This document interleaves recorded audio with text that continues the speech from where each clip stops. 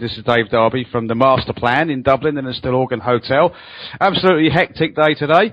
We've had a few good speakers on. We've currently got Andrew Wakefield, who's speaking at the moment, and he's got everybody transfixed. And the last speaker, we just had an hour's break, the last speaker before the break was William Engdahl. Actually, it was a very emotive talk, very different from what he normally talks about. Of course, he was talking about the geopolitical issues, but it was also very emotional because he gave us a little bit of insight into his own life and some developments that he's had in possibly helping him to walk in the future. Now, he didn't go much further than that, but he was actually in tears, and we all were. So hopefully we'll be getting William within the next couple of minutes. Jason is just trying to track William down. He's around somewhere, so we're going to bring him on within the next couple of minutes, so maybe he can have a few words. But Neil, it's going absolutely brilliant today. It's an absolute success. People are having a great time, and yeah, we've had the Alan Watts video feed playing, and the whole auditorium was in silence. It was absolutely brilliant. I absolutely loved it. So far so good, and it's been a great opportunity for people to get together and be able to network and to share ideas and what have you.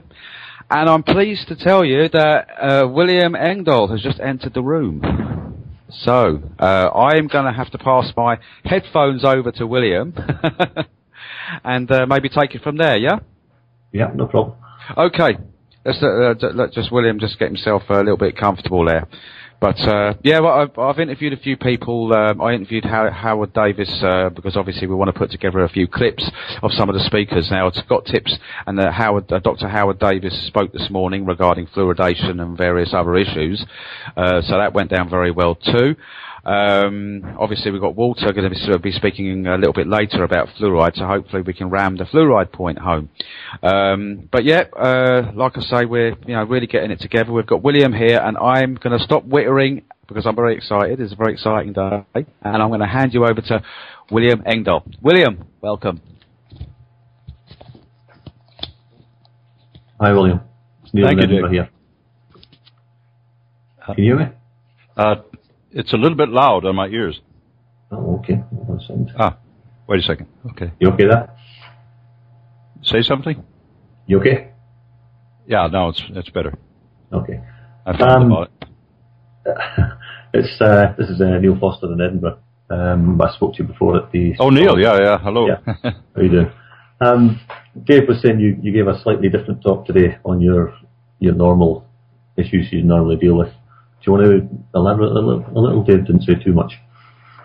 Well, what I did, and I thought about this quite some time before I came down here, is I've gone through a personal experience in the last months that really transformed my life to a much higher level of energy and effectiveness and so forth. And I decided to share that with the audience after going through a presentation on 3 of my books and my sense of what the master plan is, since that's the theme of the conference down here. And I said, what do we do about this? I said, the elites, the powerful people who consider themselves gods and look at us as so many helpless peasants or peons or serfs, they have one essential, everything boils down to one thing that they have as a weapon, and that's fear.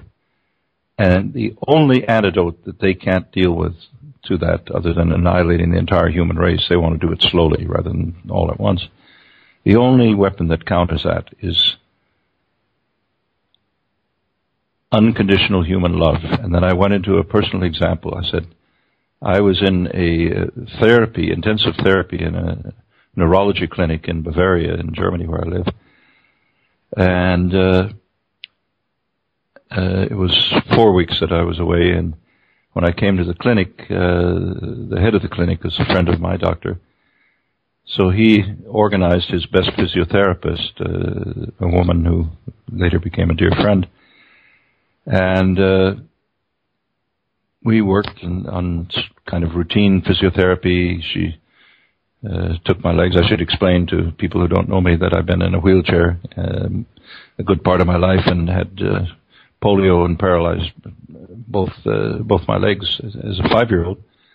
And no doctor before had ever told me that I had a prospect of doing anything with the residual muscle power that still remained in one of the other parts of my legs, mainly near the hips. This doctor did, this doctor of mine in Munich, and he said, I want you to go and do this special therapy in this neurology clinic. So on the conviction that he conveyed, I went there, and with this therapist, she said after 3 days of working every day for an hour, on the third day she said, today, William, we're going to do water therapy, and I'm very excited because you're only the second patient that I'm going to try something on, if you're in agreement. I said, yes, of course, I have full trust in what you do. So we got in the water. I had 2 plastic noodles under my arms so that the weight of my body wouldn't fall down in the water and I'd have to splash around. And then through a device that she invented out of her own imagination for such a situation, she was able to link her foot behind my foot, right and left, and hold me by the waist and move behind me in a walking motion in the water because it's a narrow therapy pool. And we walked around like that for about an hour, and I said, this is a wonderful sensation. It's what for me was normal before I was 5 and got polio. So the second time we tried this in the water, about a quarter of an hour into it, lo and behold, without even thinking, I started moving my own legs in the water. And this person, her name is Helga, she stopped dead and said, William, wow, do you realize you are moving your own legs? That's not me. And we both had such a moment of pure joy, and I had such energy coming out of that experience that it transformed my life. And she shared that journey with me. And what I realized after I got home and reflected on it, she could only do that because she was able to communicate to me unconditional love. I learned later that she has an own daughter that had a brain tumor shortly after birth and had that operated and has had a lot of difficulties up through her teens where she is now. And she's lived through such difficulties in her own life and somehow has been able to share that and communicate that to me. And that literally transformed my life. And I said to the people in the audience, I think this is the direction. You know, you think that this is unbeatable, that they're everywhere. They're polluting our water with fluoride. They're destroying our food chain with GMO. They're,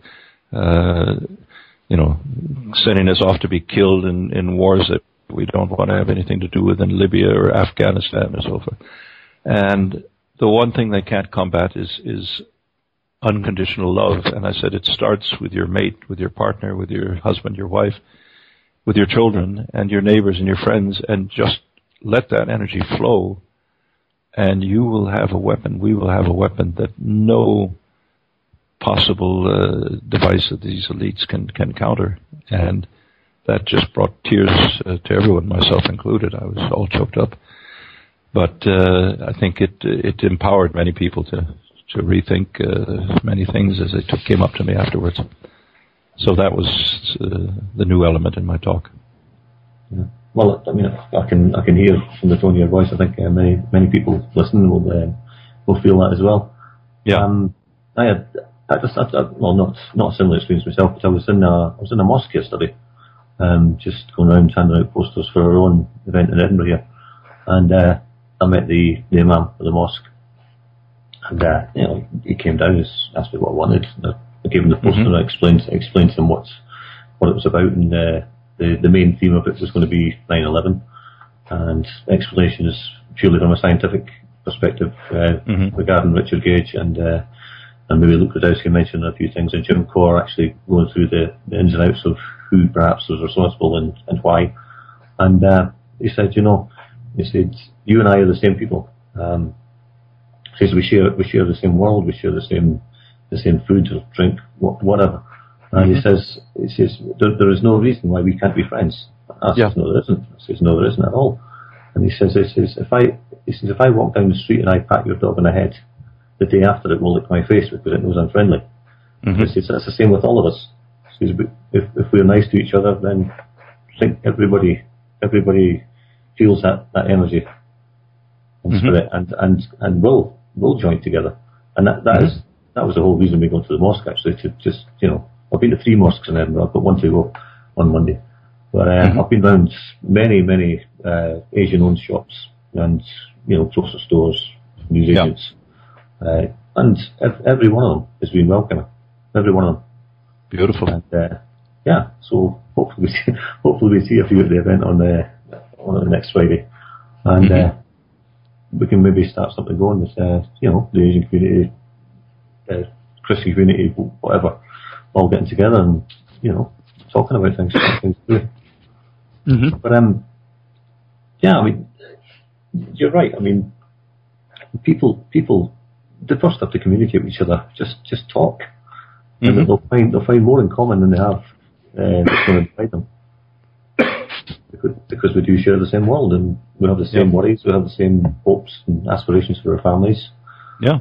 I just got a message from Karen. She's saying that's what this whole radio program is about, this United We Strike radio marathon, as it goes around the world and tries to involve, people from all races, creeds, whatever, in a common goal.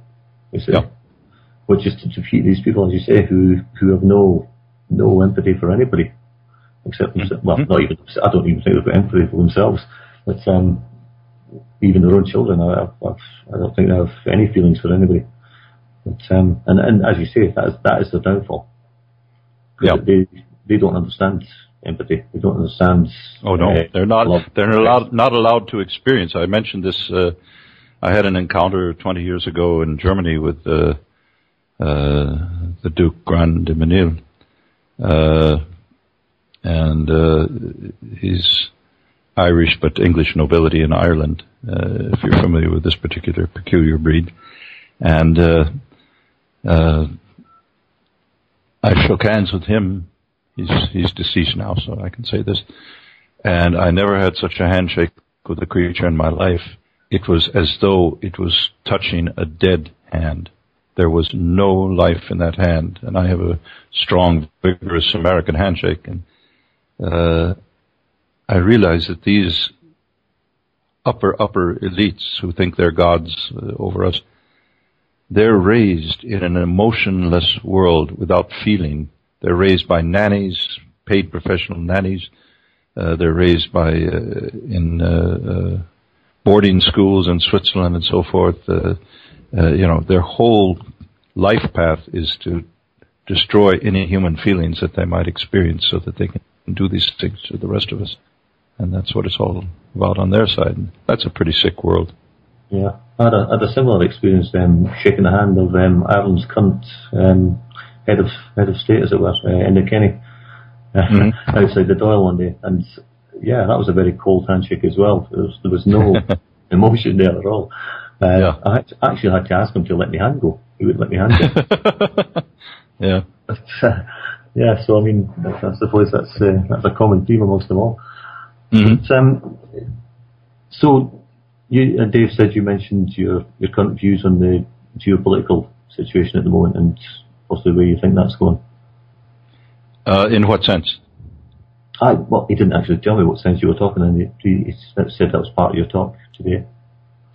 My political situation. I'm not sure what he was. Not your political. No, the geopolitical situation as it stands at the moment. The picture of the world. Yeah, just what's going on. Well, I think there are all sorts of bitter fights going on behind the scenes between different factions of the elite, global elite, about how to proceed, because the old recipes are not producing the effect that they had hoped. And that for us is a wonderful window of opportunity if we know how to use it. So we just have to be alert. I think this Middle East destabilization wave that's been underway since, it's been underway for years from the side of Washington preparing it, but actively since the collapse of the Ben Ali regime in Tunisia, the beginning of this year, and then Mubarak in Egypt.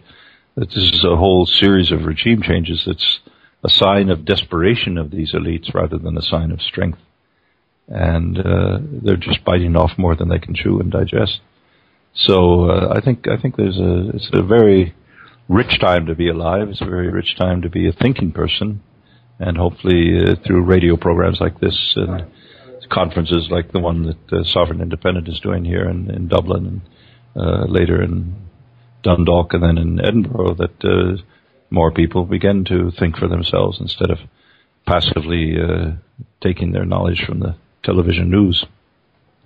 Do you think the people in the Middle East, once their dictators are deposed and another puppet's put up there for them to vote for in the name of democracy, do you think that they'll actually realise that they've been pushed into the same cul-de-sac again? I think it's already happened. And then they see what the U.S. is doing in Libya. I mean, it's just raw military armed aggression on a sovereign nation that has done nothing to any of its neighbors. I mean, the UN Charter says it has to be an aggression against a neighboring state or another state to qualify for UN intervention. This was never the case. And the CIA has been training the opposition tribe in the east, promising them a chunk of the oil revenues and Lord knows what, in order to go after Gaddafi and get him out, because he wasn't with the program that Washington has developed so painstakingly. So he had to go out by force. He's not yet out, but that's the basic thing. Do you think they'll get him out anytime soon? Do you think they what? Do you think they'll get him out anytime soon, or will he? They're certainly trying hard enough. I think they just want to roll the whole region into chaos and unrest so that they can say we need to have NATO in there protecting the oil channels for the world economy. Yeah. What economy? Yeah, what economy? Okay, great talking to you again, and I think we have to wrap up there. I think Dave's ran off to get somebody else, or he's about to run off and get somebody else. Okay. That was a very heart-moving story to start with, and I think hopefully people in the audience take some inspiration from that on a number of levels. That nothing's impossible. Nothing's impossible. That's the point. Very good. Regardless of what you're told. Okay. Yeah, enjoyed it very much. Thanks very much. I'll give you back to Dave. Thank you. Cheers.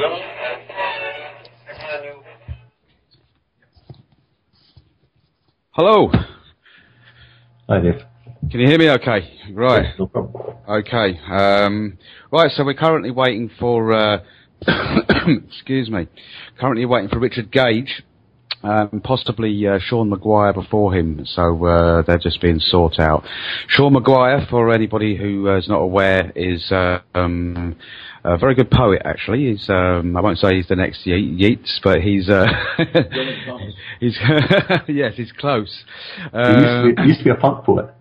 He used to be a punk poet, absolutely, and a lot of his poetry is very emotive and actually very apt for what we're all about.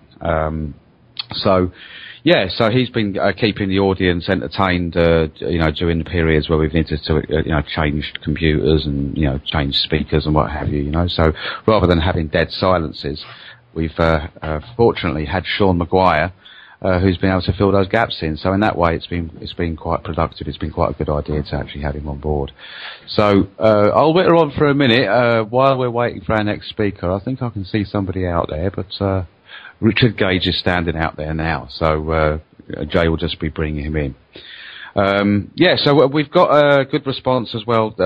We've got actually a big room here where we have like a number of tables set up, and there's a few different vendors and people, selling books and stuff like that. William Engdahl's got his own, table there.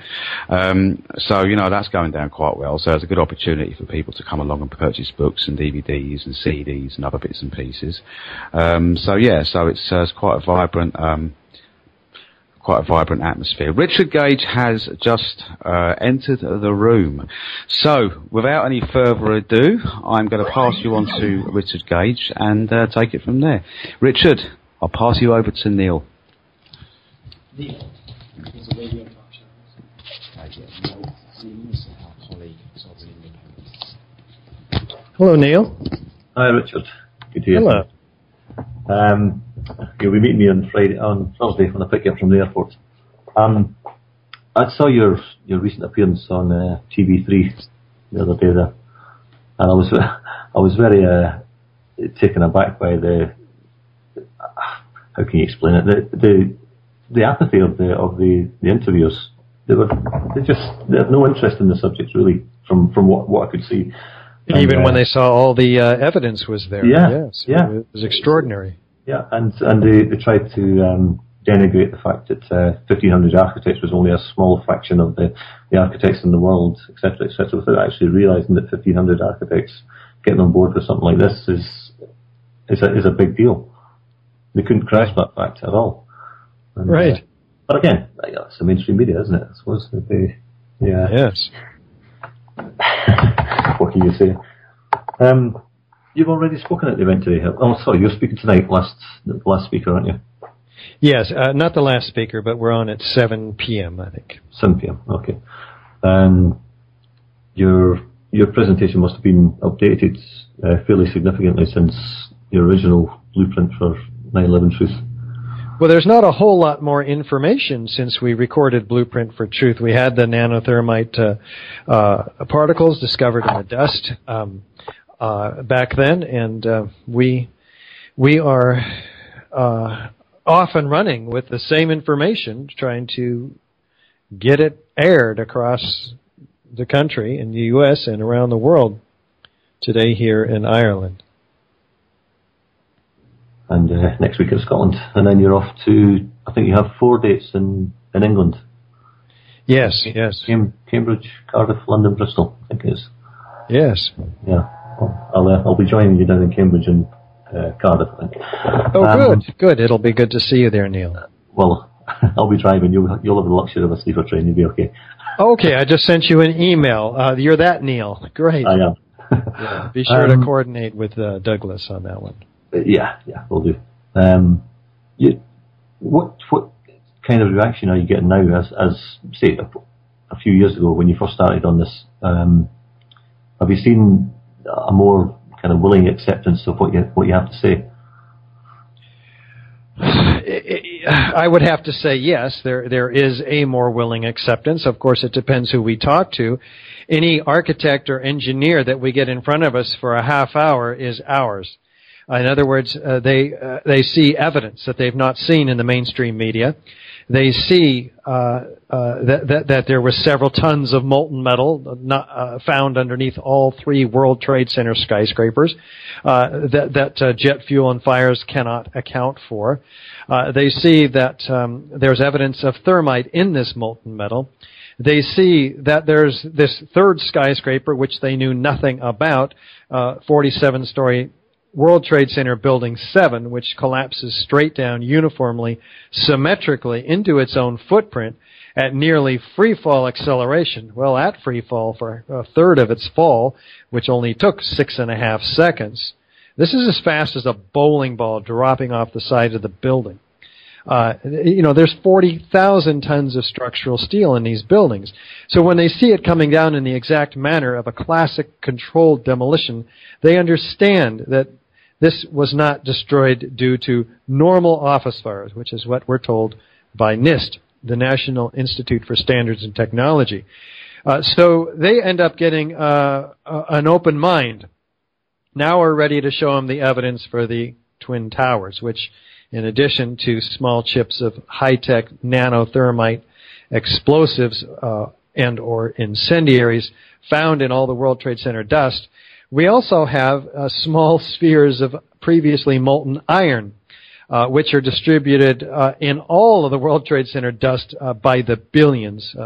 USGS finds these, and R.J. Lee, an environmental consulting firm. There's no possible way these could be there other than if there was several tons of molten iron. First of all, where does the iron come from? It's not melted steel. Second of all, how did it get molten? Well, again, office fires and jet fuel can only get to be about half the temperature required to melt steel. So we have supporting us by official sources direct evidence for temperatures and materials that cannot be accounted for by the official story, but can be accounted for by the hypothesis of explosive controlled demolition using thermite, in this case nanothermite, which is an extremely sophisticated material made only in the most advanced defense contracting laboratories. So we have some serious problems that people really begin to listen to, especially, though, even without understanding all of that, just looking at the behavior of these towers and how they come down in a very explosive manner, very different than the classic implosion of Building 7.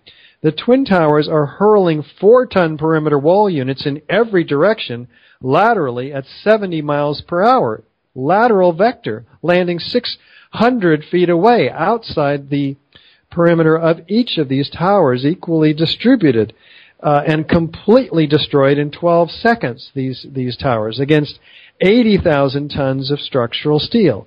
This makes no sense whatsoever in a gravitational collapse, which would be working downward through the path of greatest resistance, all of that steel, and yet it's not what's happening at all. There's huge outward arching plumes of pyroclastic-like dust trails trailing these structural units. There's 90,000 tons of concrete that's being pulverized in midair to a small particle size like talcum powder, and this is spread throughout lower Manhattan in 4 to 12 inch thick blankets. This makes no sense, Neil. It's not. It can't be accounted for by the gravitational collapse or the jet fuel fire theory here. It's very evident what we're seeing. In fact, we have squibs or isolated explosive ejections occurring 20, 40, even 60 stories down below this massive zone of destruction up above. And these are obviously engineered, patterned explosives occurring in most cases out of the center of the facades of these buildings. And even when you look at the top of the tower, in the case of the North Tower coming down, this 12-story block above the point of jet plane impacts, which we're told drove the rest of the building down to the ground, can't possibly have done that because it's been destroyed in the first 4 seconds itself. There is no mass driving the rest of the building down after that. In fact, it's tearing itself apart as we described previously. So people really do get this. And so you ask me, are we gaining ground? Well, anybody who's willing to look at this gains a lot of ground. They wake up really fast to what's going on here. And the fact that we need a real investigation with an unimpeachable investigation. And they start, most of them join us in calling for just that. Yeah. I heard your radio interview on Southern Independent Radio on Monday, where you answered the question on the energy weapons. But just for the benefit of other listeners, I've got a question here asking the same thing, possibly being used along with thermite as well. Is that even a possibility in your opinion? Well, there are those who theorize because of some phenomena that in some cases is made up and misinterpreted from what's easily otherwise explainable by the controlled demolition of these buildings. And there's other phenomena that's genuinely curious. The people supporting the directed energy weapons theory are hypothesizing that a weapon somehow would turn the steel to dust and allow the collapse of these buildings as a result of that. But the steel is out on the site, distributed in a 1,400-foot diameter around each of the towers. That's where the steel is. It's not found in a pile of what we would expect floors. There's 110 floors in each of these buildings, and they're missing. They're made of concrete substantially and metal decking, and they're pulverized, as we discussed. So those and the structural steel is not turned to dust. It's distributed quite evenly around the towers. There's a number of other phenomena associated with the support for this new technology, which isn't we know extremely little about. So we're being asked to believe that there's a destruction mechanism for the towers, and yet we're not given the supporting technology or even much of a theory about it to tell us how it might have somehow destroyed floor by floor, the way explosives do, in this case in the Twin Towers, from the top down. So they also suggest, well, there's this portion of the core structure at the top of these towers that remains for a few seconds, and it just poof turns to dust. Well, it doesn't. It appears that it's sustained a shock, and that shook the dust off of the remaining tower section, and then the tower is seen in the frames of this video going down. So anyway, that's one very easy explanation to some of the so-called phenomena that drives the DEW, directed energy weapons theorists. Yeah, I mean, I think it doesn't really matter what brought the buildings down. We all know they came down, and it wasn't the way we were told. I think that should be the main issue, really. That that is the issue. They were brought down in some way by. Well, there's direct evidence, though, and it's very specific evidence of nanothermite, thermite, pools of molten iron. The molten metal that's been analyzed has thermitic residue on it. There's very high-tech nanothermite chips found in all the World Trade Center dust, documented in a peer-reviewed paper. This is a very tight case. By the way, those chips, when put in a heater by this team of international scientists, led by Niels Harrit in Copenhagen, those chips ignite at 420 centigrade, and when they do, they create spheres, thousands of them in the heater, and those spheres have the same chemical makeup as the spheres found by the USGS in all the World Trade Center dust, about which they have no explanation for whatsoever. So it does matter what we bring to the attention of the American people. It's a very, very tight case for the explosive demolition with nanothermite and thermite. And so there's no reason to confuse the American people with half-baked theories that don't hold up to science. I tend to agree with you there, to be honest. I mean, you can clearly see explosions floor by floor, and as you say, the material being ejected horizontally for hundreds of feet. All around the building. So, I mean, the evidence is there, if you believe your own eyes, basically. And of course, the scientific reports that you've done. I think we're about to wrap up on this one. I don't know if is Dave there? Yeah, he sure is. I'll turn you over to Dave. Nice speaking with you, Neil. I appreciate it very, very much. I shall see you on Thursday. Okay, see you there. Okay. Bye-bye. Take care. Thank you. Hi Neil, how are you? All right. Yeah, okay, that's brilliant. Well, just to remind everybody that not too long after this weekend, the DVDs will be available for the talk that Richard Gage obviously is going to be performing this evening, and all the other speakers. And if you visit sovereignindependent.com, you can get also the DVDs from the Troop Agenda from January.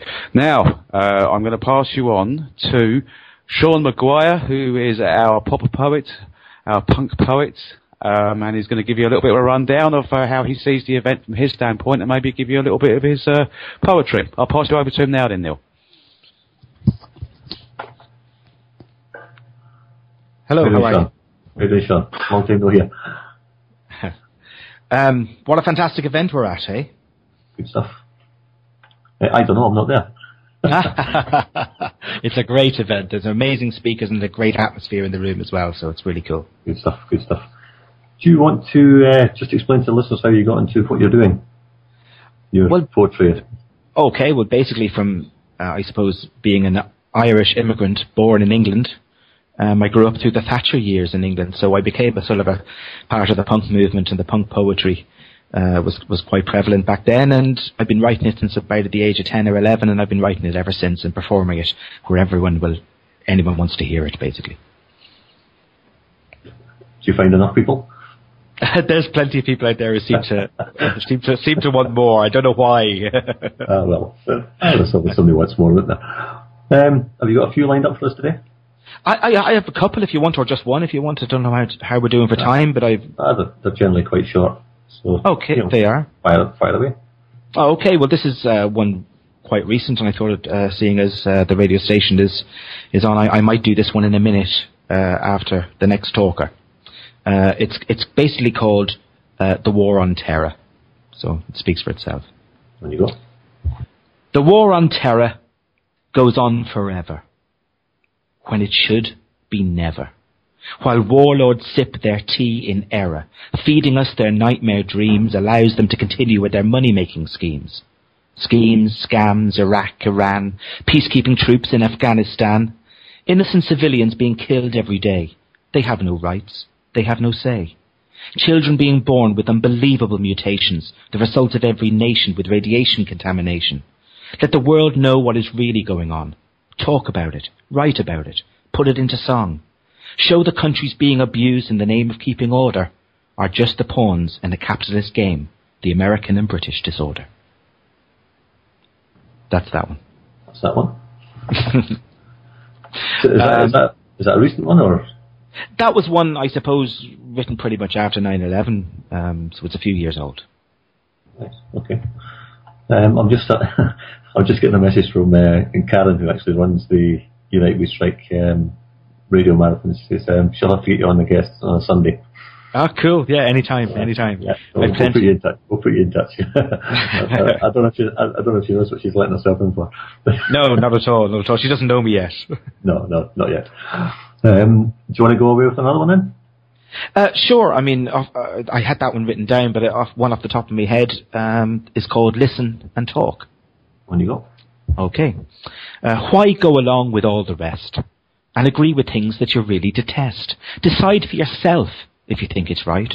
And yeah, be prepared for a verbal fight. But don't take it further than you should. That would definitely be no good. Listen to others when they talk back. And realize it's not always words of attack. They may be teaching as much as you, and it's worth your time to change your point of view. If they speak the truth, you can tell. If they speak lies, they're in hell, so you have the choice to do as you please. Live your life with relative ease. Listen and talk and listen, and soon we'll escape from our own prison. Very good. There you go. Yeah, Karen says you don't know her either. Right. That could be some party when we get together. Yeah, sure. Are you, I know you were talking about trying to set up your own event. I don't know if that's going to happen this year or next year. Well, believe it or not, I've been offered a stadium. The council have been talked to. The local Gardaí, the police force have been talked to. Everybody seems to be into it. I'm not quite sure whether they know my full reason for putting the event on. But basically it's going to be a big rock concert. Hopefully with a global name, a global attraction that will bring people who maybe aren't aware of what they might only view as conspiracy theories, whereas we're looking at actual facts and maybe presenting it to them. And the idea is to have a band, a speaker, a band, a speaker, a band, a speaker, and have that type of event. Hopefully some sort of name like the Concert of Awareness or something. But it doesn't look like it's going to be this year. Basically because we've missed the boat for the big acts, etc. But it's definitely looking like it's going to be next summer. So fingers crossed we'll all be working together to get something like that off the ground. Like 50 or 60,000 people turning up to an event where we're going to have the likes of the speakers we have here today would be just amazing, especially as they're really coming to see their favourite band or whatever, do you know? Yeah, I think it'd be a good way to bring in younger people as well. Perhaps. Absolutely. I don't know what the kind of age groups are there today. Is there quite a mixture? Well, I have to say here in Ireland, it seems to be the older generations who with their prior knowledge of what's gone on before and how we've been treated before, and also with the fact that they're not as brainwashed by X Factor and Lady Gaga as the younger generations maybe. I'm not saying that all the younger generations are brainwashed. There's plenty of fantastic people out there, but the masses are where we need to be getting this information across to, because I mean, there's billions of us and there's only a few thousand of them, so we can sort them out, can't we? I would tend to think we can. good stuff. Yeah, Lady Gaga. What can you say? Illuminati gone wrong, isn't it? Well, I think it's just, I don't know. No, there's not words for it. Put it that way. No, not that I could repeat on here anyway. Keep the kids away from it anyway. Yeah. I mean, it's incredible. I mean, parents will sit their children down in front of that and just let them stare at the television and take it all in and not think twice about it. Well, that's scary stuff, isn't it? And I mean, the way the education system is over here and the fact that we've got so much fluoride in the water, it's quite obvious that people are going to be malleable and easily led down the garden path when they should be getting on and changing things that they see are wrong around them, Yeah, I mean, over here, I mean, you're fighting it over there to get it taken out of the water, and England and Wales are fighting to put it back in again. Well, that's pretty crazy, isn't it? Incredible. Yeah, I mean, what are they doing? Are they using Ireland as a good example or something?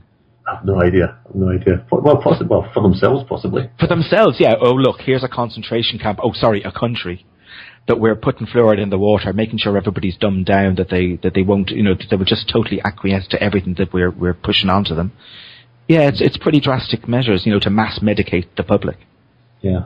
I've just been asked by Karen again. She's become a fan. Oh, cool.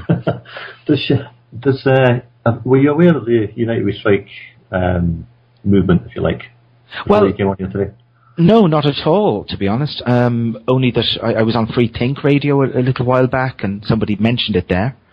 And then, obviously, the boys at Sovereign Independent have said quite a lot of good things, Yeah. Well, basically, it's don't comply, don't buy, don't comply, ask why. Basically, every 15th of the month, they're encouraging people not to go to Tesco's, not to buy petrol, not to do anything, and to start, saving food and, try and get 3 months, 6 months, and then eventually you just stop buying anything for that period of time to shut the system down, basically. Absolutely. Well, as much as I'd love to be, performing more poetry for you, a very famous guy is just walking into the room, Luke Rudkowski, from We Are Change. Yeah. And I reckon you'd be much more interested in talking to that fella than myself, don't you think? I'll talk to anybody. Would you? Listen, it's really good to talk to you, Neil. Okay. Why aren't you here? Because I'm over here organising an Edinburgh event. Okay. Well, listen, I'll pass you on now, shall I? I'll put Dave back on for you first, shall I? Okay. Take care, yeah. Take care. Talk to you soon. Thanks a lot for listening. Bye now. Bye. I'm afraid it's Dave for a minute or so. Okay.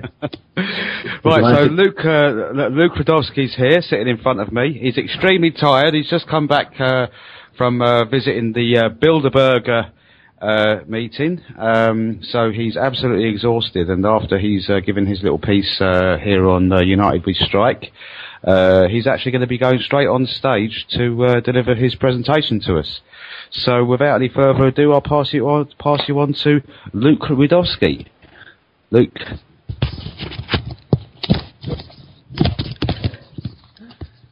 How you doing, Luke? Sorry, we're having some technical difficulties over here, but I'm here here in Dublin, Ireland. It's very beautiful here. I just got in here, a little sleep deprived, a little bit tired, but I'm here, so that's a good thing. You just to let the listeners know, as I'm sure they do, you were at Bilderberg for the last couple of days. I heard some of your live reports yesterday on Alex Jones with Paul Joseph Watson and Dykes. Do you want to just give people an insight into what was going on over there? Oh, yesterday was one of the best days, I would have to say. I mean, we had a parliament member of this of the government in Switzerland come down to our event here. We had about 3 of them in support of the people who want transparency and truth of what happened at the Bilderberg meeting. it was amazing being around these powerful people because they actually helped us out a great deal. One of the representatives actually wrote an official statement, ordering the police to stop intimidating and harassing journalists and to allow them to do their jobs. And this letter came in handy. I actually printed it out, passed it to the police. The police didn't even know what to think about this official letter, but it actually did stop them from harassing me. The days before, they were following me around in their car. They were actually threatening me, harassing me, intimidating me. They threatened me with arrest and deportation. They took my passport just so they could put it in a database. Of course, they gave it back within 30 minutes. But there was extreme intimidation by the Swiss police and military that were protecting these Bilderberg global mobsters that are trying to pretty much take over the world. And it's just been an incredible time with a lot of spirited, loving, caring people who want to know the truth and want to fight for justice. Us with there, and it was just amazing seeing people from all walks of life, young, old, people bringing their kids there. It was an amazing energy, amazing spirit of resistance, and we sure made a huge presence and shown these Bilderbergers that we're not going to go away anytime soon, and that their little secret cabal was no longer really secret anymore. Yeah, am I right in saying that the local chief of police of that region in Switzerland also turned up to warn the local police not to harass you? Yeah, the local police sergeant actually came to the event as well, said we're doing an awesome, great thing. And then after he came down, but one thing you have to understand is that the police and the military that were protecting these Bilderbergers, these people were taking orders not just from their police sergeant, but U.S., Israeli, and British intelligence agencies actually protect these individuals, and they're the ones giving orders to the Swiss police and military on how to behave, on what to do, and how to act, and they've been actually listening to them. But now, since the British since the Swiss Parliament members came down, since the police main commander came down, things got a lot easier, but sadly I had to leave to give this talk here in Dublin, Ireland. But it's beautiful being here with the Sovereign Independent. You had a few people worried when you mentioned getting your passport taken off you.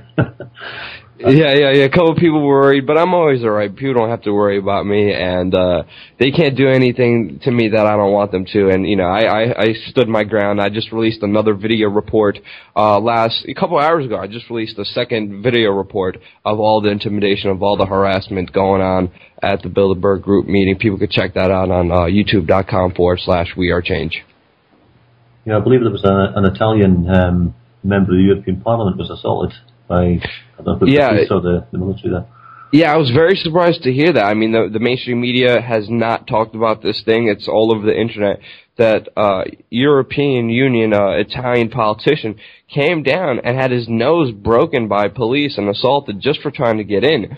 And the amazing scene that happened, one of the parliament members of the Swiss government that came and supported us at our event last night with We Are Change Switzerland, he said he's going to walk down as well, and he's going to try to get into Bilderberg. And he actually walked down but this time he wasn't by himself. This time he had all the outlets, all the news organizations, all the independent grassroots journalists right behind him, and we filmed everything, and they actually didn't even lay a hand on him. He tried to walk into Bilderberg. He had a long conversation. He was very polite. He was very nice. And the police denied entry to a Swiss politician into the Bilderberg group meeting. So this man had amazing courage. He's an incredible individual. And it was just epic seeing the Bilderbergs being challenged on such new levels by such high authority by the Swiss people and the Swiss government. Yeah, I believe George Osborne, the Chancellor of the Exchequer, that's the guy who supposedly works out the budgets and stuff for Great Britain, he attended Bilderberg under his official capacity as the Chancellor of the Exchequer at the taxpayer's expense. And I believe there's now a Freedom of Information request going in to ask him what exactly he's speaking about, because he's not supposed to be there. Exactly, and most of the bills are actually footed by the taxpayers. They're Swiss government airplanes that are being flown in and out of the Bilderberg compound that the taxpayers have to pay a lot of money for just to use on an hourly basis, and a lot of the money comes from the people. And if this is supposed to be nothing related with government, nothing related with policy, why are they spending government money to run this little secret mafia meeting with protection of intelligence agencies that work for the government? So this just shows you how high up, how establishment this is, and how beyond this goes between any president or prime minister. This authority is a very powerful authority that is way beyond any power structure that we could even understand and see. Did you hear any more about the attempt to have Henry Kissinger arrested? Yes, that was the same representative that came down that actually did that. He's working with prosecutors trying to make this happen. It looks like a very likely thing, because the same representative did the same thing when George W. Bush was supposed to give a talk in Switzerland in February of this year, and George W. Bush had to cancel his talk in Davos, Switzerland, because this same politician wrote the letter and notified the prosecutors, like he's doing right now with Kissinger, that if they see him, they must arrest him immediately for war crimes. So I have very high hopes for that. Who knows what will happen? It may be likely, it may be unlikely, but we will see what will happen and how it will progress. I'm sorry, actually I have to give a talk right now, so I have to actually run, if that's all right. Oh. But I'll be more than happy to come on another time. I think Cam just wanted a quick word with you. If she's Are you there, Cam? Hi. I hope so. Hi, Luke. Yeah. Can you hear me? Yes, I have to run really quick. Okay, well, I just want to say it's great to have you back again. This is United We Strike. We're still doing our monthly marathons and encouraging people to stay out of the system on the 15th, and I'd love to be able to hook up with you and see if we can work more together, and congratulations on the groundbreaking work that you are doing. Thank you so much, and I'm sure to stay in contact. Thank you. I got to run. Bye. Cheers, Luke. Bye-bye. Hi, Dave back again. That was quite something, wasn't it? Yeah. Okie doke. Well, listen, I'm going to pass you on to another person that we both know quite well, Alan from Open Your Mind Radio, and he's here with Steve. Well, it's actually Alan that's in the room right now, so he's just going to give us a 5-minute rundown of the event and how it's going from his standpoint, so I'll pass you on to Alan. Okay. Hello, good evening. How you doing, Alan? Hi, not too bad. How are you doing? Good, sir. Good. How are things going there with you? Yeah, brilliant. You're doing a great job here. You know, Savindo have done a brilliant job setting everything up. And the list of speakers is fantastic. A good cross-the-board range of topics to discuss. I've just been inside listening to Andrew Wakefield at the moment. And as I used to live in the UK, I remember when that all happened, because I was in the same boat with my son, whether we got the MMO or not. But unfortunately, the system forced us into getting the MMR, really. I mean, that's really what happened there. But yeah, you had, we were just listening to the speakers there. We've obviously Jim Corn later. Luke is on now after Andrew, and we had William Engdahl earlier on. Scott Tips was on as well. So fantastic range of speakers there for today. And again, one of the things I noticed during the week as well was that TV3 had Richard Gage on, I think, in the morning, talking about 9/11. So again, another great speaker. And just, brilliant day, fantastic day. Yeah, I mean, I don't know if Dr. Wakefield's aware, but there was a report from the BBC yesterday saying that Health Discovery could reopen MMR debate, and it's basically stating the link between the MMR vaccine and the bowel disease. Yeah, So, I mean, this is from the BBC. If people want to believe the mainstream media, well, there it is. Well, so why is the guy struck off? Well, this is it. I mean, it's incredible. I did have a talk with Andrew before he went on stage to do his talk, and I just said to him, why did you feel that you needed to step outside the media, step outside your comfort zone to tell people about this? He said, because I felt it was something that had to be done. He had to tell the truth. And if we had more and more people like that, more and more whistleblowers, people coming out and actually, telling us what's going on, if something happens, to tell us what's going on, whether they contact OIM or they contact the Sovereign Indo or they contact UWS, We need more people to come out and tell us what's going on. We need more whistleblowers. We need to shut down the system. And we need to educate the people and start waking them up as much as we can. And that's why we're all trying to do this. And as I say, the Sovereign Independent are doing a fantastic job. You have today's show. I believe you're in Dundalk tomorrow. And then you have Cork, and then you have Edinburgh. So, as usual, we'll still be advertising the show on the Open Your Minds internet radio. We'll give it a mention as when we start up and talk about it and let people know that it's on.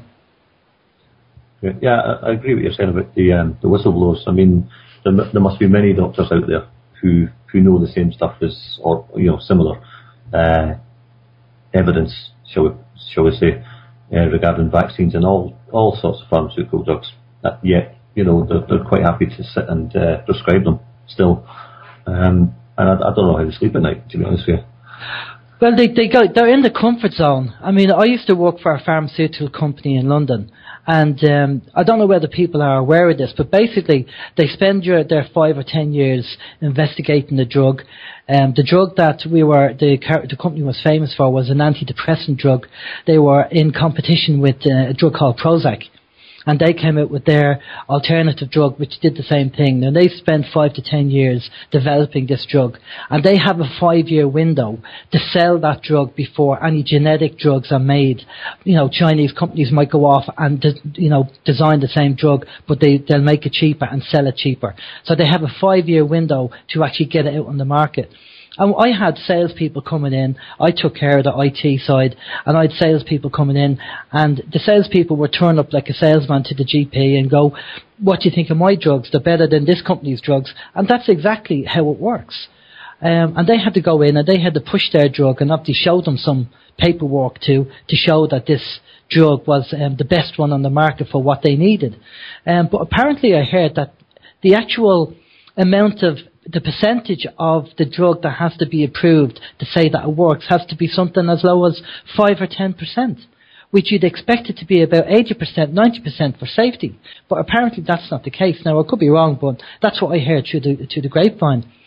But the whistleblowers that we need is not only the medical profession, but we need people in the social services when it comes to, especially when it comes to kids. And any government body that something's happening, we need to be told. They can stay anonymous if they want. They don't have to tell us their name. But if they do come, they have to have documented proof. Hearsay is not good enough. We need to get the facts, and I think we both agree on that. Yeah, sorry, I might agree with that. Yeah, well, we'll have Brian Girish over in Edinburgh, our event. I think he's going to be talking about that scenario, the social services are snatching people. I'm basically straight from the hospital. They're not even, giving the mothers a chance to breastfeed or anything. They just take them straight off them.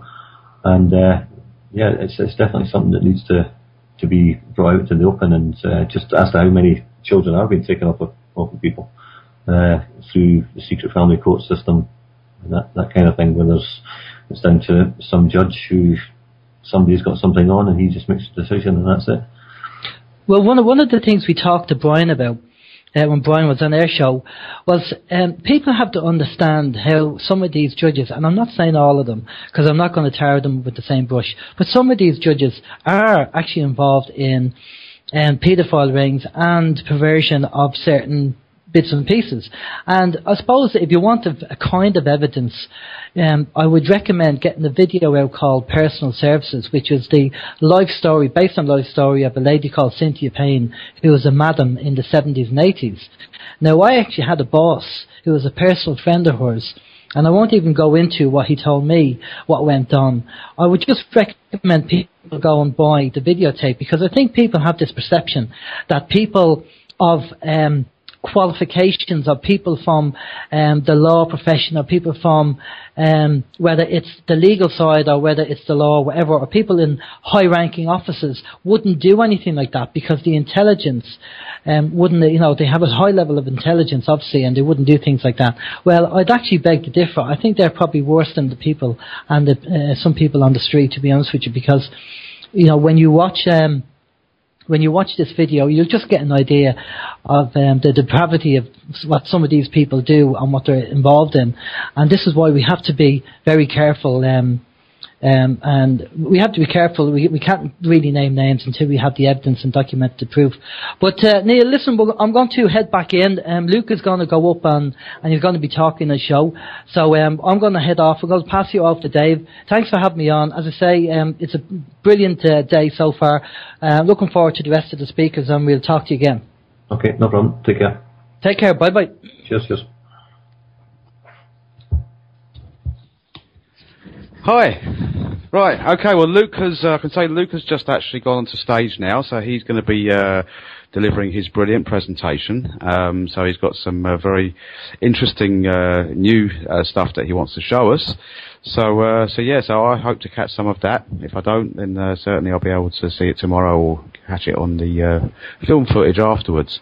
But for now, there's a member of the audience who his name is Dan, and basically he'd like to give you his perspective of the event so far, and maybe a little bit of information as to how he woke up and why events like this are beneficial to him.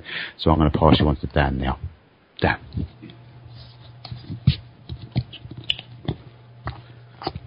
Thanks, Dave. How you doing, Dan? Oh, sorry. How you doing, Neil? Just one of the lads here asked me would I be interested in just having a few words, as to what I think of the event, and the reason I came here, I suppose, as being Joe Punter or a member of the public per se. I was actually delighted to see events like this starting to come about, because my own awakening happened about 2.5 years ago, because I had a little boy who was diagnosed with a rare form of a childhood cancer.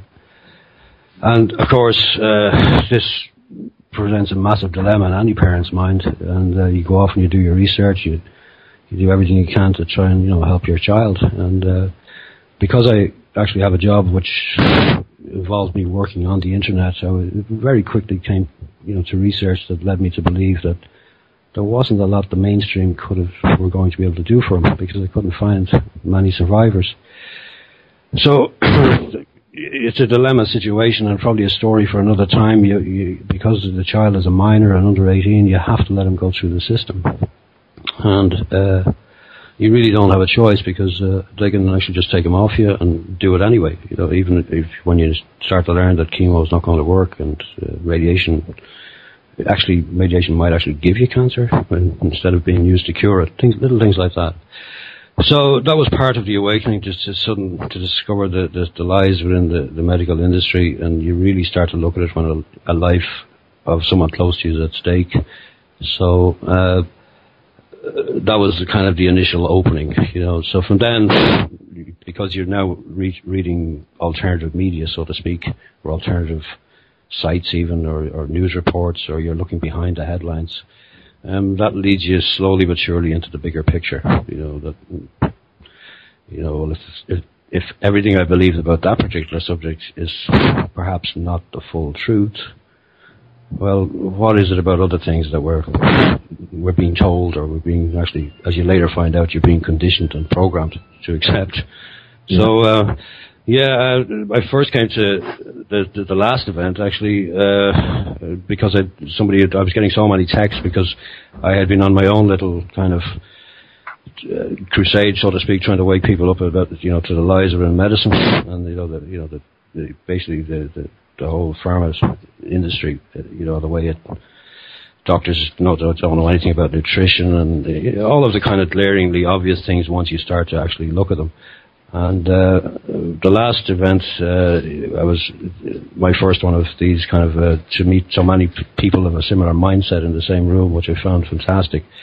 But it's as I've actually, because I'm a fan also of the Sovereign Independent website now, and I've actually read a lot of your writings, and I have to say you just as a compliment to you, you did a great piece there a while back about what happens to you when you first wake up. the Great Depression. Yeah, and how it affects the people around you, and how it affects you personally, and the highs and lows of it. When you start to see when your worldview is shattered. When everything you used to believe is suddenly, when you peel back that curtain and you suddenly realize that there's a much bigger story at play. Yeah. And where does it end? You know. Yeah. Well, like you said earlier, once you realise one thing is totally false, the things you've been told about it are totally false, then it makes you start to look at other aspects of what's going on around you. Yeah. And I think that's a goal that we could all kind of aim for, is just to wake somebody up about one thing in their life that they thought was true. That if you could get that message through to them, that well, maybe you need to look at this, maybe you need to look at that. And if they can grasp one element of it, then hopefully they'll go off and look at other things. It's getting people to take that first step. That's why I think events like this, like you're running here, are a primary factor, are very beneficial, because at least it's giving people who may be on the on the fence or the borderline, who are just even slightly curious. People with a half a brain, say, a more questioning mindset. At least it gives them an opportunity to come along and meet some of these speakers or engage with other people on site, of a similar or even a more educated, in most cases, people who are further down this path, so it's great that these events are run, and all credit to everybody involved behind it, I would say well done to all the guys here, and I know you've been involved with it yourself, so. Yeah, I'll be hosting the one in Edinburgh here next week, so. Well done and best of luck. Yeah, I think we'll need it. But I was speaking to William Engdahl earlier, and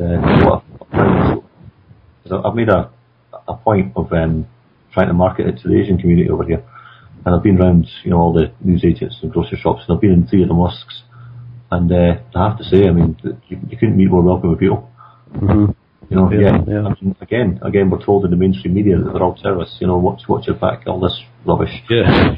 Well, I mean, this is going back to what we said when you start to wake up and you start to look at global or mainstream news, or lie news, as I call it. I now call it. I didn't beforehand.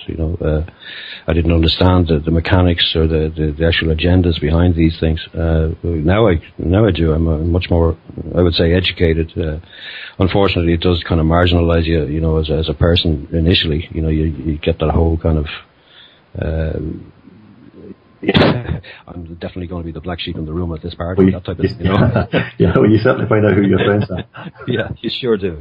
I mean, when I was living in Ireland, I used to play football with a bunch of lads, like over 40s, over 50s, every Wednesday, without fail. And I wore my 9/11 with an inside job T-shirt every night I went for about 3-4 years, and not one of them asked me what it was about. Not one of them. And there was 20 guys there every week. Yeah, well, I wouldn't have been in that case. I probably would have asked you what it was about, because maybe it's a personality thing. But I would have been curious. Now, whether before what happened to me, I would have believed any of it, is a different story. I have to say, I would have viewed it all with skepticism. I think it's when you're actually forced to actually take a serious look at something that you do actually, make the journey. And maybe that's the problem for a lot of people that, say, perhaps wouldn't even think about coming to an event like this. That.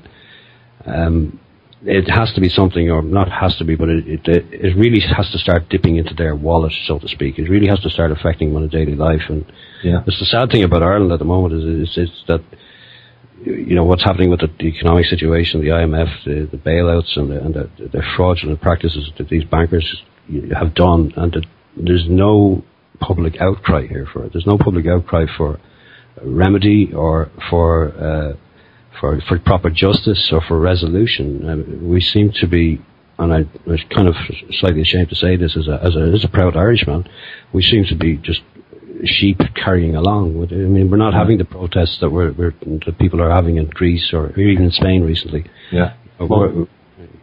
Sorry, go ahead. Sorry. Well, maybe the fluoride's working. That's what I'm putting it down to now. I haven't drank fluoride myself for 2.5 years. It was one of my first wake-up calls when my little boy got sick. I got her out of the house. We met a lady here who a friend of mine had introduced me, who had written a couple of books on how she helped reverse her own cancer years ago. And it's one of the first things she told us. I won't mention her name just in case it might be inappropriate, but I'm sure you would have heard of her. But one of the first things she told us about was fluoridated water and its dangers. And again, while I may have been, slightly skeptical initially, but because I was in that life-saving situation, or trying to save a life situation, I went and I double-checked everything 2, 3, 4 times. I cross-referenced everything because I had to see what was going to make a difference. So very quickly, I just got the fluoride out of the house and stopped any kind of further damage being done, So maybe it does make your mind a little bit dimmer because I suppose since that I've been very critical of everything else after that. Yeah, I was just pointing out to somebody earlier that they're fighting against it in Ireland, in England and Wales. They're trying to put it back in the water here. Scotland doesn't have it because some very clever lady who had no teeth at all took them to court and said, "Well, you're medicating me for a condition I'm never going to get." And then they couldn't argue with it, and they had to take it out of the water. So maybe that's what we need to find. We need to find somebody with no teeth to take it to the High Court. Yeah, well, I've got I don't know if you remember a program on telly, Wurzel Gummidge. I've got a Wurzel Gummidge smile, and that's my argument about fluoride. I mean, if fluoride is so good, why haven't I got a Hollywood smile? Yeah, exactly. Listen, I'm going to put you back onto Dave here now shortly. Well, just can you stay there just 1 second? I've got sure. Karen, who's the founder of the United We Strike radio program that we're actually broadcasting on to America. She'd just like to have a quick word. Yeah, sure. Yeah, go ahead. Okay. There, Karen? Hi, your story is compelling. First, I want to know, how is your son? Unfortunately, he passed away last year. Valentine's Day of last year. Just to kind of bring it on, because he's a minor, and there's actually a couple of famous cases going through this, happening within the States at the same time my son was in treatment, where the child had been, say, taken to Mexico after bad reactions initially to chemo, comes back from Mexico using some kind of alternative or natural remedies, or even a different modality of treatment. And was then, the family were then brought to courts, and the chemo was then pushed back on the child again, and the child didn't do too good, obviously. A couple of famous cases, but with our guy, we had to go through the system, and we did it, and we got them to sign off and say, they have now fulfilled their duty of care. And immediately we kicked in a whole program. I'd already started to assemble a team of people around us, naturopathic doctors, nutritionists. We've got the best of advice, and we gave them exceptional quality of life for just over a year. Now, we were really fighting an uphill battle, because at that stage, not only were we fighting the disease itself, we were also fighting the damage that the medical system through chemo and radiation had already done to him as well. I mean, people have to understand that chemotherapy is, unless you really look at it, you have to understand where it comes from. It's a highly, highly toxic substance. It's based originally on nerve gases. During the First World War, they discovered that nerve gases actually cause bone marrow to be suppressed or to be affected. So a lot of these chemo drugs are based on that. Where they have a radical toxic poisoning effect on the body. Anyway, that's what we were left to deal with. But we managed to turn him around, and we were getting his cancer level markers coming down for about 6 to 8 months, and we had stability for a long time. We gave him great quality of life, and the ironic and sad thing is that we went down this route, and obviously we'd taken things like sugar out of the diet and everything else, all of the kind of the things that are patently obvious, but that the doctors don't actually tell you about when they diagnose you, that sugar actually might help feed this.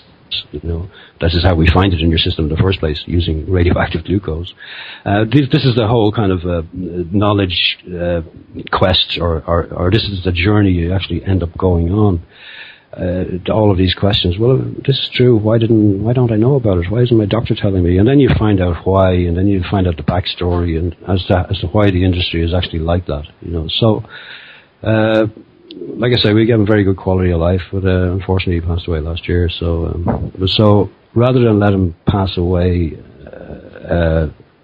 into kind of history unnoticed, so to speak, I've kind of made a personal or an internal commitment that I'll actually try and do something, to let other people know that there is actually other alternatives out there, and at least give them some sort of a legacy.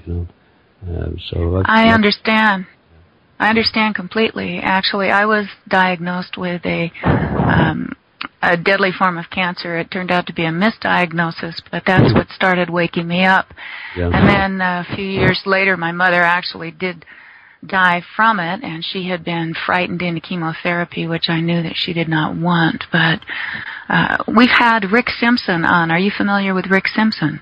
Yes, I looked at his videos. I Run from the Cure, and while I would have loved to have tried that for my little boy, it wasn't an option at the time. By the time I'd actually discovered Rick Simpson and learned about his story. Listen, Karen, I'm just going to put you back over to David, or Gary, is it? David. Just going to pass it back okay. up to David, Dave Derby, and thanks for talking to me, and best of luck with your. Thank you. Thank you. Check out United We Strike when you can. It's a way to also help us reach other people and to combine our efforts so this type of stuff stops. Thank you, and again, I'm sorry for your pain. Oh, no problem. It's a different journey now. Thank you. Thanks for talking to us. Thanks. Hello, Karen. How are you? Hi, Dave. I'm all right. That was a very sad story there. Very sad story. Nobody's waking up. Yes, in a funny sort of way, it was a very encouraging story.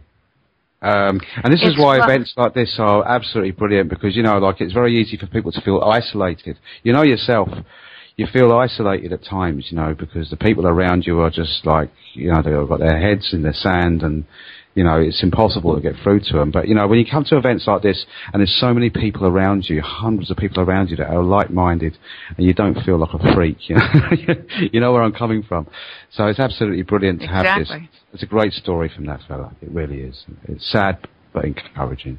We've got another member of the audience for you here, who would like to give his outlook of how he feels about the event, and his name is Brendan. So I'm going to pass you on to Brendan now and let him fire away. Okay, Brendan. Hi, Brendan. Hello, good afternoon. Hi, this is Neil. So Dave says you were just going to give your impressions of the event, or what's led you to actually coming along, and basically what's what your take on the whole scenario going on around you, especially in Ireland, where I used to live actually up until last year. You can see Ireland collapsing around everybody, and the previous guy who was on there talking was amazed that people hadn't actually got off their backsides and started doing something about it. Yeah, well, one of the main reasons I decided to come to this conference is I've watched over the years as we've slowly but surely been losing our sovereignty to the European Union. Now, initially the process was very slow, very deliberate, a little bit here, a little bit there. Then they started bringing in treaties where they were taking bigger and bigger chunks of our national independence away from us. A couple of years ago there, we had the Lisbon Treaty referendum, where the Irish people voted on the whole subject of exactly how much power to give to Europe. And the Irish people decided that no, I think the European Union idea had gone far enough and we weren't going to give them any more power. I think that's when we really saw the truth behind the whole European Union construction, because the reaction of the European Union and the elite in Brussels was that they weren't going to accept our democratic vote. They weren't even going to recognise it. All they were going to do was insist that we vote again and again and again until they got the result that suited them. So I think at that stage, everybody in Ireland began to wake up to exactly what was happening in Ireland. Yeah, I was actually in Ireland for both votes, and myself and Dave there actually followed the ballot boxes to the count centre, and we were harassed with the police and all sorts of things, and we witnessed fraud going on, and my confirmation of it was when I was in the count centre, and I went to check the tally on my own box from my own village. There was only one box, so it was really easy. But to start with, I was allowed to vote as a non-Irish citizen. I put on my thickest Scottish accent when I went down to the polling station, hoping they would ask me for ID so I wouldn't have to go through with it, but they didn't, so I spoiled my vote, so I wouldn't get prosecuted. But I went to the count centre the day after and watched all the votes come out, and there was about 300 eligible voters in my village, and there was only 200 or so voted. And I said to I can't remember the official name from the person that's in charge of the count centre. I asked her, running officer. Yeah. I said to them, what happens to all the blank slips that weren't used? I says, why aren't they in the box? And she says, what do you mean? I says, well, as far as I'm aware, all the slips should be in the box, whether they're blank or not. So it's the total slips are there. And she says, oh, no. I says, oh, yes. I says, where are they? She says, I don't know. I says, well, don't you think you should find out? And, it was obvious that they'd used them. Yeah. In my opinion. I mean, we were voting with pencils. Well, to me, the biggest fraud was the fact that they held the vote a second time I mean, that to me was the most blatant public form of fraud you could imagine. And unfortunately, neither the Irish president, whose job it is to defend the interests of the Irish people and the Constitution, demanded that the second vote be referred to the Supreme Court. Nobody in Europe, in the European Union, raised any issues about it. But yet these same people, whether it's in the Irish government, the Irish elite, Brussels, anywhere, none of them have ever raised any issues about the fact that our democracy was denied to us. Yet at the same time, at this very moment in time, they are lecturing countries in the Middle East as to how to organise a democratic system. So the hypocrisy is blatant, and unfortunately, the vast majority of people in Ireland and in France, where they also had a vote, and in the Netherlands, have accepted this loss of sovereignty, this loss of democracy. Now, what's interesting in the past 12 months in Ireland is we've had the bank bailout. We've seen the collapse of the economy. We've seen the need to borrow 85 billion euros from the IMF and the European Central Bank in order to bail out the banks. People are seeing for themselves in their wage packets every week now how much it's costing them. If this doesn't lead to some sense of revolt, some sense of outrage, then I genuinely don't believe the Irish people will ever revolt. Because an awful lot of the times in the past when I've campaigned on various issues, I've always come up against this wall of indifference based on the fact, well, it doesn't affect me. Yeah, and now it affects every single person in the country, whether or not you're paying tax right now or you'll be paying tax in the future. And every single person has to, every single person will have to pay off that bill. Yeah. And if you're not revolted by that and you're not outraged by that, you never will be. Yeah. Well, we're going to have a curious situation over in the UK here, because Scotland, I think, is going to be given by whatever means some form of total independence. And I used to campaign for the SNP when I was young and stupid, before I realised they were all liars. But they say in their own manifesto that if Scotland becomes independent, they'll sign up to the European Union straight away. So it won't even last 24 hours. And that's supposed to be independence. And what comes out of that is that they have to give us a referendum, because they can't just decide that they want to be part of the European Union, because the only member is the United Kingdom. And if Scotland breaks away, then there is no United Kingdom anymore. So England, Scotland, Northern Ireland and Wales all have to decide on their own, in their own interest, whether they join up to the EU, because they're always separate states. Mm. Well, one thing I would strongly recommend for the Scottish people to insist on, if they do get a completely independent Scotland, is that they should include the right to a popular referendums in any constitution that they write. And by that I mean the people can get together and by petition insist that there is a national referendum on various issues. It is important that it's the citizens who have the right of initiative, not just the politicians. And by that means, at least you can have a bit more influence over the direction that the national parliament will follow. Because what will happen if you do not have popular referendums or any kind of referendums is that there will be an elite that becomes established in an independent Scottish Parliament, and they will hand on power to other members of the elite or other members of their family, and you will have this inbreeding that goes on, and we have it here in Ireland all the time. You see it. Yeah. We have political dynasties in this country like nobody would believe, going back 3 generations. Yeah. The Lenihan dynasty, as it happens, I don't know if you've heard this there only yesterday. Yeah. Lenihan died, but it was interesting to see how many other members of his family were involved in national politics. But once you get that family dynasty, that elite handing on power to elites, the power gets further and further away from the people. Decision making becomes more and more remote from them. One of the mechanisms you should build in right from the start is the right for people to get together and say, I want to have a national vote on this one issue, a simple yes or no. It's at least a weapon that can be used to try and halt the spread of the elites taking more and more power from the people. Yeah, that's the direct democracy movement, isn't it? That's the direct democracy argument. Yeah, It's another reason why I came to this conference today. Yeah. Well, I mean, it's the same system they have in Switzerland, and I don't know if you're aware of what's going on in Switzerland with the Bilderberg Group at the moment, but there's three prominent politicians went down and tried to demand entrance to it, and one of them actually tried to have Henry Kissinger arrested, and they had. I was listening to a politician speaking yesterday. He was saying the same thing about the direct democracy. The politicians there just can't go about doing as they please. or the people will just vote them out immediately. They'll have a referendum and say we want him sacked. That's it. Absolutely. I mean, Switzerland is the country that inspires me the most, because any argument you hear against direct democracy, you can always reply, well, it works in Switzerland. Switzerland is a prosperous, democratic country, you know, in spite of the fact that they have regular referendums. So it is possible to do it. It is feasible. It's economically possible. My own personal suggestion is that here in Ireland we should abolish the Seanad, the second House of Parliament, and use the money that we save on having 60 useless politicians represent us in the Seanad, and use that saving to fund national popular referendums on a regular basis. Sorry, from the mic there.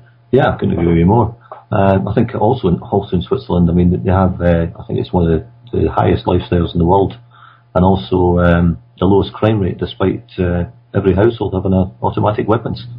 Yeah, plus the fact they produce some very good chocolate. And watches. Listen, I'll just pass you back to. Okay, good to speak to you. Thanks very much. Hi, it's me back again. How are you, Karen? Oh, it's Neil. Yeah. Okay, so still trying to get hold of Andrew Wakefield. As you can imagine, he's an extremely popular man, and there are a number of people here that just want to talk to him that have had issues with their own autistic children and what have you. So he's currently surrounded by people, as you can imagine, and Jason is currently trying to isolate him so we can get him on air for just a few minutes. But until then, we have a person who is one of the vendors, because we have a hall here where we do have many people that are, you know, selling books and DVDs and other types of merchandise, valuable merchandise. And we have a gentleman here called Cahill. And maybe he could give you a little bit of a rundown of how he sees the event from his standpoint as a vendor and as a spectator. So I'll pass you on to Cahill now. Okay.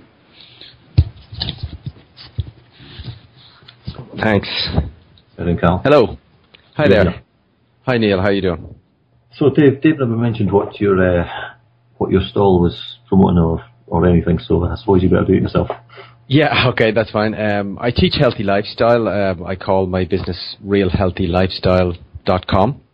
And I just teach people about taking control of their own health, actually, mostly about figuring out what they're putting into their bodies.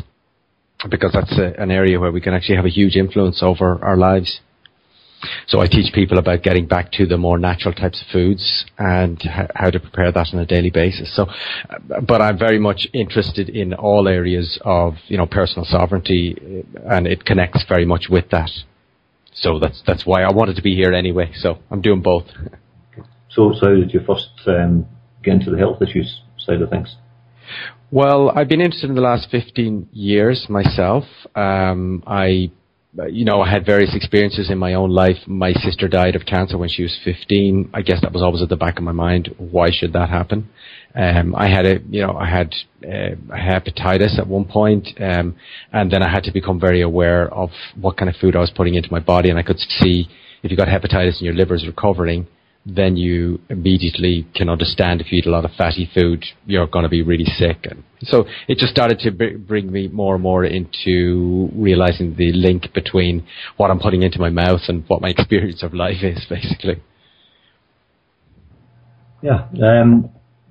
So what did you come to the event primarily to do that side of things, or are you interested in the other topics as well? Oh, I'm very much interested in all of it. I see it all as being very much interrelated, because when you're talking about health, you obviously realize that there's a medical mafia out there that is controlling what people, how people are looking at their bodies and how they're looking at disease and health. And basically our health is usually put through a ringer that really just produces profits instead of health. So I'm very, very aware of that and like to work against it in every possible way. I'm very much opposed to vaccination and opposed to, people putting anything harmful into their bodies, anything toxic into their bodies, whether that's vaccination or foods that are flat out harmful.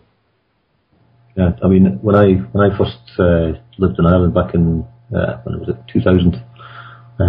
I had a repeat prescription in Edinburgh for Ventolin inhalers and the steroid ones as well, which I got off myself. And I went to the doctors down in Roscommon there, and I went in, and it was like, 50 quid to see the doctor. I'm like, what? And then it was X amount of money for each inhaler and all this stuff, and you only got one of each, and you got 3 goes at that, and then you had to go back to the doctor and get another one. And I found it was cheaper for me to fly to Edinburgh and go to my own doctor and fly back to get the same drugs. That's how crazy expensive it was in Ireland at that time for medicine even. Well, yeah, it is more expensive in Ireland, but there's 2 interesting points with that. I mean, the only reason it's cheaper in the UK is because all of the exorbitant fees are loaded onto the taxpayer. So, I mean, you end up paying it anyway.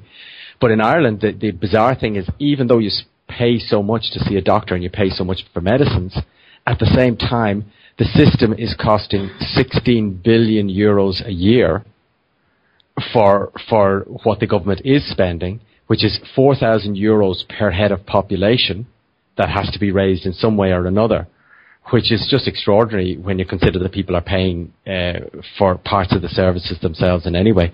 And it's also extraordinary because the level of health here in Ireland and in other parts of the world is getting worse all the time. Sorry, I went like that. Yeah. I mean, we always hear this argument that, modern medicine is fantastic. People are living longer. All this stuff. But I mean, I don't see any evidence of people living longer, to be honest with you. I mean, if they are, they're living longer because of the pharmaceutical drugs, and that's it. That's the only reason. Which makes you wonder, is that the real goal? Make them live longer, and until they become financially unviable, then that's it. Keep them going as long as possible. Yeah, well, I mean, there's a lot of myth rolled into all of these ideas out there that people, even the idea that people are living longer. Yes, people are living longer, but what are we comparing it to? We're comparing it to the depths of the Dark Ages and then the Industrial Revolution. I mean, that's where the records started to be kept, was people living in filthy cities. I mean, it's not a huge improvement that people live a bit longer than people were living at that time. Most of the increase in longevity can easily be attributed to improvements in sanitation and nutrition. It's not necessarily that drugs have made people live a lot longer. And of course, there are populations of around the world that you might have heard of, like the Hunzas, who have not only long life but extremely active lives, which is also very important. There's no point to live a long time just being kept somewhat artificially alive by medical technology. But you want to have a long, active, healthy life. And there are many examples from around the world of native populations who were doing that. And so it is possible. It's not necessary that to have medicine to be able to live 80, 90, 100 years.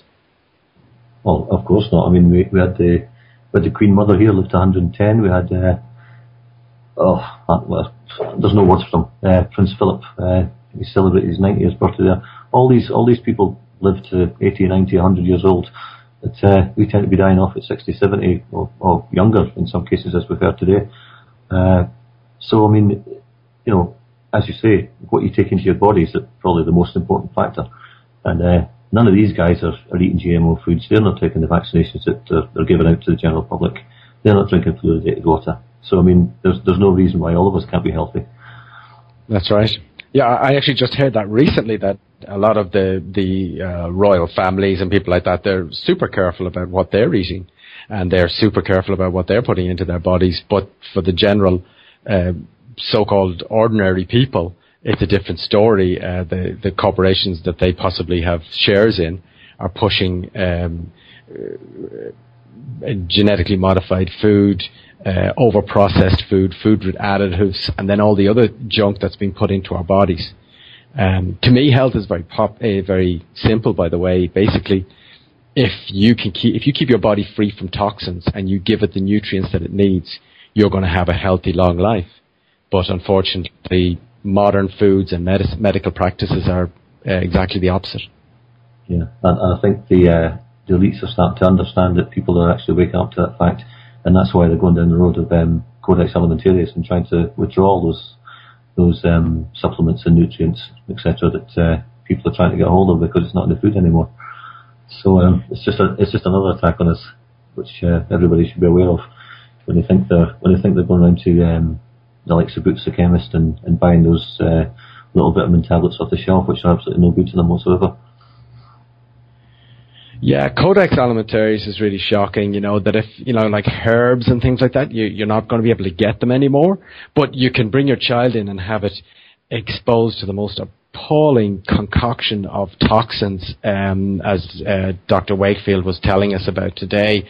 The most unbelievable concoctions of toxins are being injected into children, but at the same time you can't go out and buy a herb which people have been taking without incident for thousands of years. It's just, if it wasn't tragic, it would be funny.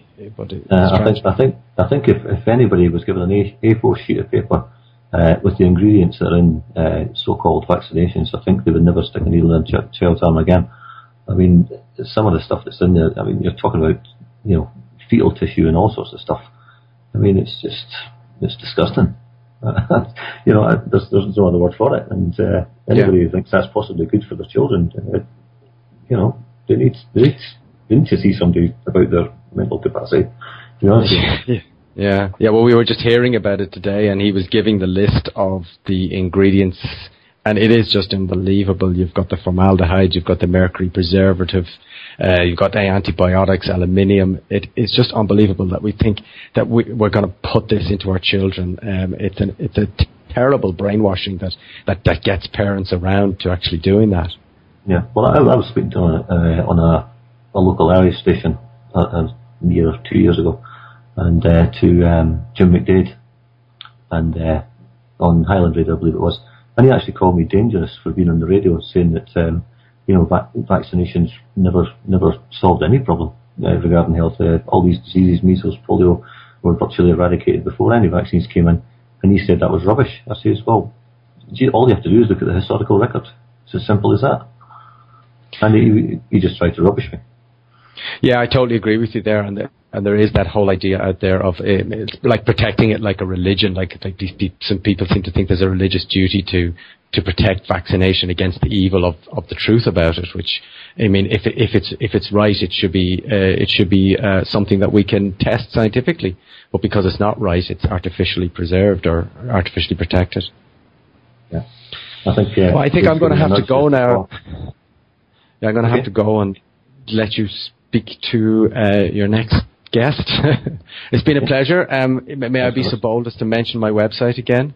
It's realhealthylifestyle.com. If people want to learn about how to prepare healthy, wholesome foods on a daily basis, that'll really boost their health and boost their their immune system, so they don't have to get into that whole medical mafia situation at all. Okay. All right. This has been a pleasure. Thanks very much. Thank you. Take care. Cheers. I believe we have somebody else coming on now. Well, it's me for 1 minute. Can you hear me okay, Neil? Yeah, no bother. Okay, we're still trying to get hold of Wakefield. We've got 15 minutes. We've got 15 minutes left. Okay, well, we may not be too lucky with Wakefield because it is absolutely surrounded with people. But listen, until then, we've got somebody else who we both know very, very well, a very active person in Ireland, basically from Direct Democracy. It's Raymond Whitehead. And he spoke at the Truth Agenda conference, and he's attending this conference too. And perhaps he could give a few words as to his, how he feels about how the event is going, and possibly a little bit about Direct Democracy and some links to Direct Democracy resources. I'll pass you on to Raymond now. Okay. Okay. Hello. Who am I? Hi, Raymond. It's Neil. How are you? Neil. I saw you speak at the Truth Agenda, but I didn't actually get a chance to talk to you in person. Oh, very good. I'm actually based in Edinburgh now, so I'm doing the program from here today. Yeah. Can I just make a comment on what the last speaker was talking about? Sure. I was just listening to him there, and you're asking about people living longer and things like that. And yeah, he was right to say that they're living longer by comparison to the woeful conditions that they were living in the past, and that general hygiene has done a lot for longevity. But we have now a statistic that says that we have the first generation of children now who will not live as long as their parents. That there are so many obese children, children as young as 12 developing diabetes, which was in the past considered an old person's disease because of the diets they're being fed and that's being pushed on them, if you like.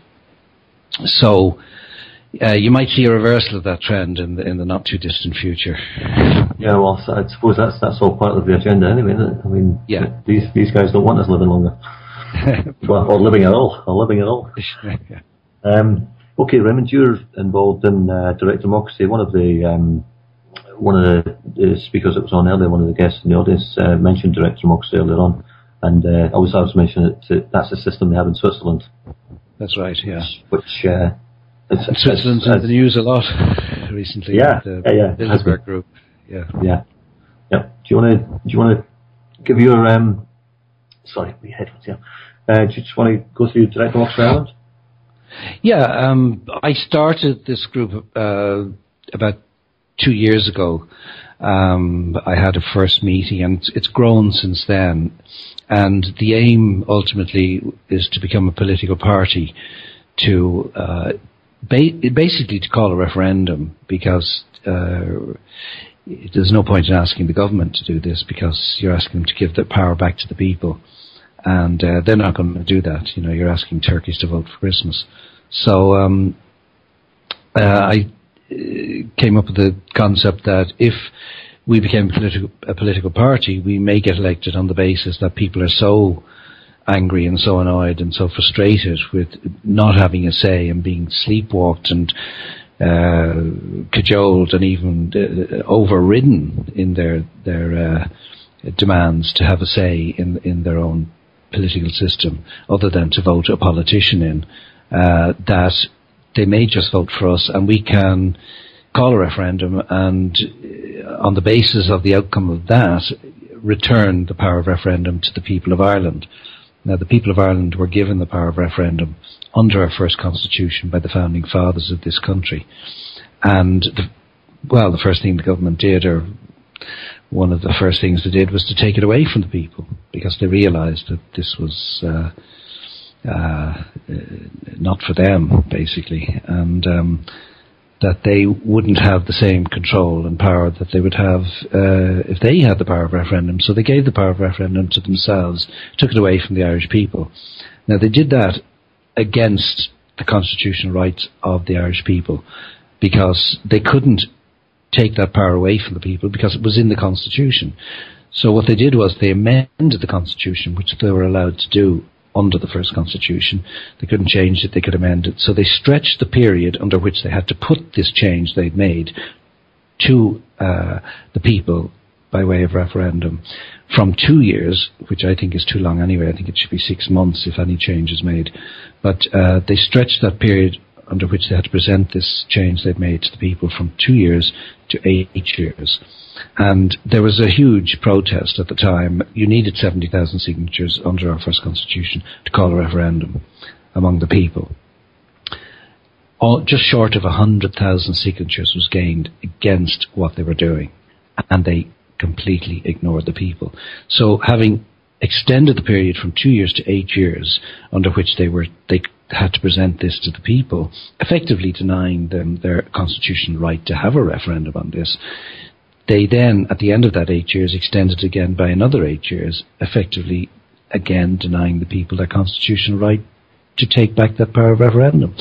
Then the second constitution came into being. We were a free nation, and they drew up a new constitution, and the question of the power of referendum being in the hands of the people was never even raised as an issue.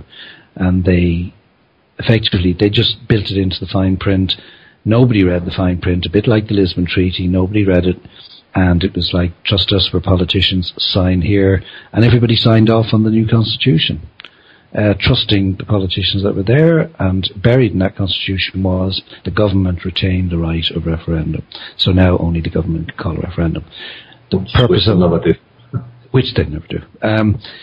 They'll never give that back to the people willingly. So as a party, our sole agenda is to return that power of referendum under Articles 47 and 48 of the first Constitution back into the hands of the Irish people, and remove Article 50 of the Constitution, which is it's a bit like the self-amending treaty, the self-amending clause in the Lisbon Treaty, which would allow them to again do something similar, to take back that power from the people. So by removing Article 50, which is the self-amending clause, they could never do that again, and they would have to go to the people. And of course, if the people, having taken that back, they're not going to give it back to the government. Yeah, well, I mean, the power of referendum is possibly the only real hope that the people have to turn anything around. And I was speaking to William Engdahl at the start of this broadcast back at 3 o'clock there, and he said the biggest sorry, I've lost the track of what I was saying. He said the fear factor of the people is what's stopping them doing anything about things. And I would suggest that it's the fear of the elites as well. That if the people ever got the opportunity to do something about it, then they're in serious trouble, because at the end of the day, all these politicians, I've said this before in other races, all these politicians, etc., they've all got their names and addresses in the phone book. And I mean, when people go starting to look for scapegoats, they know where these guys live, and if they don't somehow try to do what they're elected to do, then somebody out there is going to take the law into their own hands, unfortunately, because it doesn't have to come to that. But I think there will be people out there who will. Well, that's what we'd like to avoid. We'd like to just use the system that's there to change the system. I mean, there are other alternatives to going through the election process and getting elected and returning the power to the people. I mean, you think of the French Revolution as one example, but we don't have to go down that road. And I think the peaceful alternative is the better of the two. Using a system that people already understand to return that power to them. And but it's very interesting to see the rise of awareness about democracy, and in particular direct democracy, with Spain demanding direct democracy and real democracy, as they call it, and hundreds of thousands of people out on the streets at the moment. You also have Gerald Celeste. Is that how you pronounce it? Celente, yeah, Gerald Celente, on Alec Jones 2 days ago, saying, and he's a well-respected trend spotter, and he was saying that the only answer to the economic problems that we're facing and the political problems is direct democracy. And he kept shouting, "Let the people vote," So, people are waking up to the power of referendum and the power of direct democracy and what it can do. And the Swiss have had it for hundreds of years, and they get on fine. Yeah. Well, I think on that positive note, I think we'll wind it up there, Raymond. If you could just hand us back to Dave, we're just about to go off air shortly. Well done. Pleasure talking to you. And you too. Okay, take care. Cheers. Bye.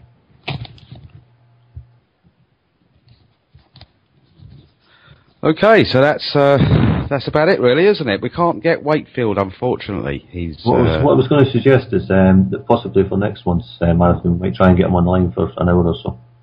Yes, yeah, I did have a little sort of chat. I was able to take him to side for about 30 seconds, take him away from people that wanted to talk to him, and he did say that, in the future, in the near future, he will be up for an interview, or like on the UWS. So yeah, that's sorted. That shouldn't be. Yeah, well, if you get another 30 seconds with him, will you tell him there was an article on BBC yesterday relating to MMR and bowel disease, and it came out of the same hospital that he was working in.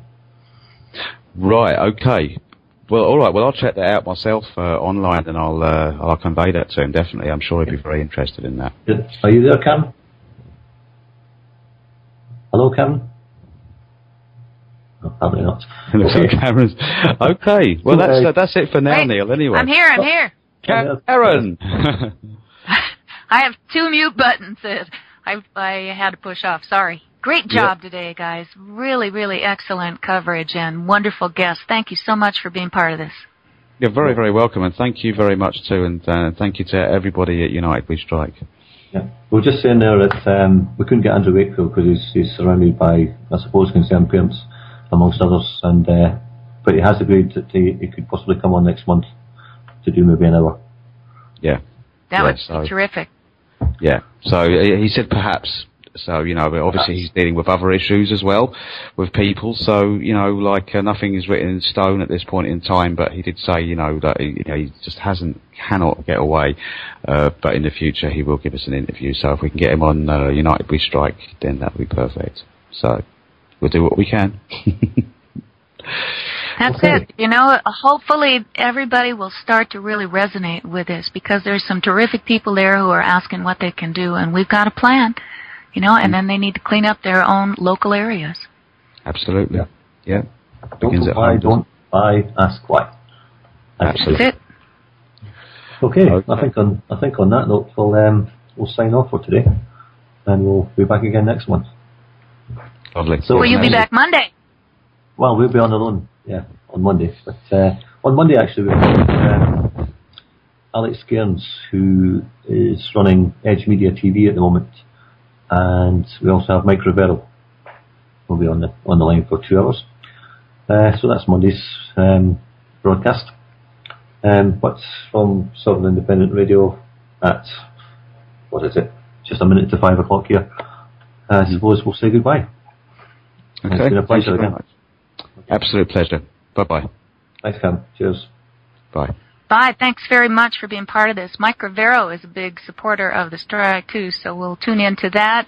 Folks, remember to tune into sovereignindependent.com, one of the best, if not the best. .com radio on icradionetwork.com every Monday at 7 p.m. UK time.